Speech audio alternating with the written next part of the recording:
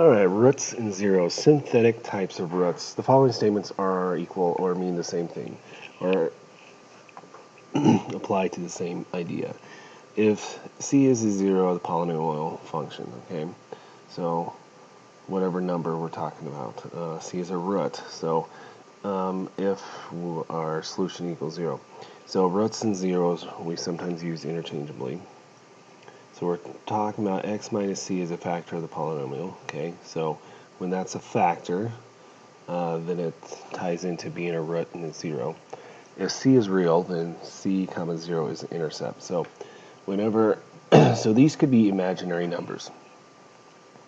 But if it's real, then it crosses the x-axis, okay? That's where it crosses the x-axis. So every polynomial equation with a degree greater than 0 has at least one root.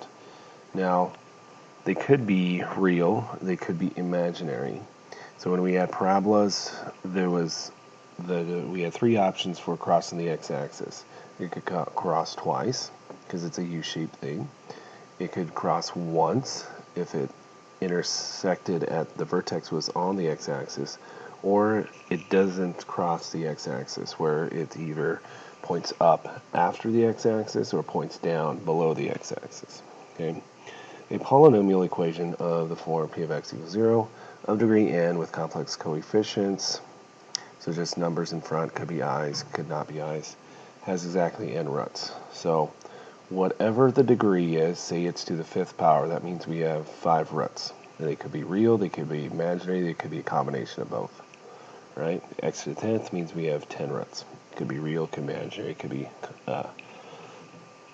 combination. So Descartes' rule of signs. So if we have a polynomial with real coefficients whose terms are arranged in descending order, so it's in standard form, the number of positive real zeros for y equals p of x is the same as the number of changes in sign in the coefficients of number.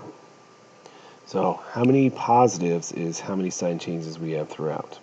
Okay, that's talking about, so we have a positive, negative, negative, positive, negative. So positive to the negative, that's a sign change. Negative to positive, that's a sign change. And positive to negative, that's another sign change. So we had 3 sign changes here. So that means Descartes' real sign says that we should have 3 real zeros or less than an even number. So 2 is even, so 3 minus 2 is 1. So I could have 3 or 1 positive real zeros here on this example 2. The number of negatives is the same number of changes when we change the term from x to negative x, or less than an even number. Okay, that was a little trickier. Okay, so example 1: solve the equation 6x to the 3rd power plus 3x equals 0. Alright, so we can solve this. So since it's 3 here, my degree is 3, that means we should have 3 zeros. Okay, we could have duplicates, we could have some real and some imaginary or complex. So what they did is they factored out a 3x here because they both shared an x, and 3 is a factor of both 6 and 3. So then we solve. So then we set each of these, the 3x equals 0 and 2x plus 2x squared plus 1 equals 0. Because in order, the 0 property says if one of these are 0, it's going to be 0, or if both of them. Okay, so 3x equals 0. I solve that by dividing by 3. Well, 0 divided by 3 is 0. Okay, the other one, I have to minus first. So 2x squared equals negative 1 divided by 2. X squared equals negative 1/2. Okay, now is there any way for me to get a squared from a negative? No, so this is going to be imaginary. Opposite squaring square root. And so x equals plus or minus inside the square rooting. Since I have a negative in there, I have square root of negative 1/2. I to the square root of 1/2.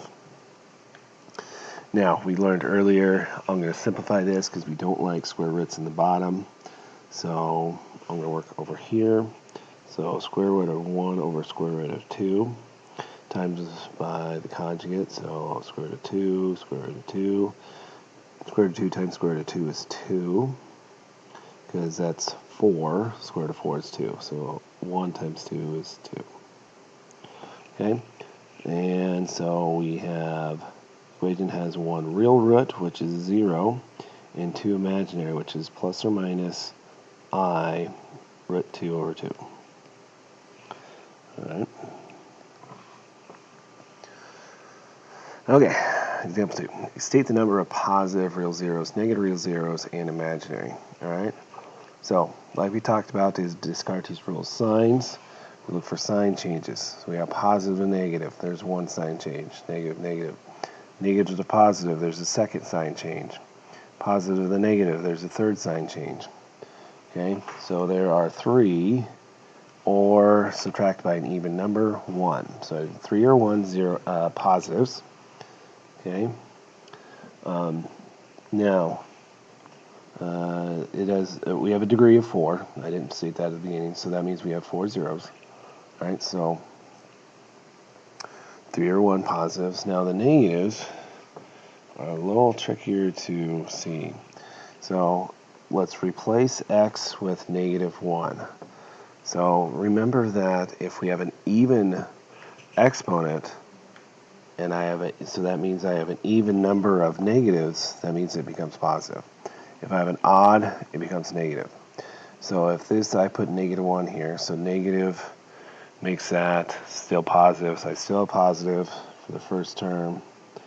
If I put a negative here, odd degree, so odd exponent, so negative is negative, so that's negative, negative, that's plus becomes now. Negative 1 squared, that's a positive, so a negative positive is a negative. Negative, so that becomes positive negative, which is negative, and negative. Alright, so I have one sign change here. So I got 1 negative. Alright, so now, if we want to know a total here, so if I have 3 positives, that means I have 1 negative. That means I wanted a total of 4. 3 plus 1 is 4, so I got no imaginary. Alright, so this is the only way, if I have 3 positive, there's only one way to get, there's only one choice for the negatives, 1. Sometimes there's more than 1.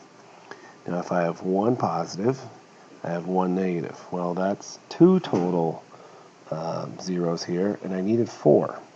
Well, that means there's 2 imaginary. Okay? So we could have 3 positives, 1 negative, no imaginary, or 1 positive, 1 negative, and 2 imaginary.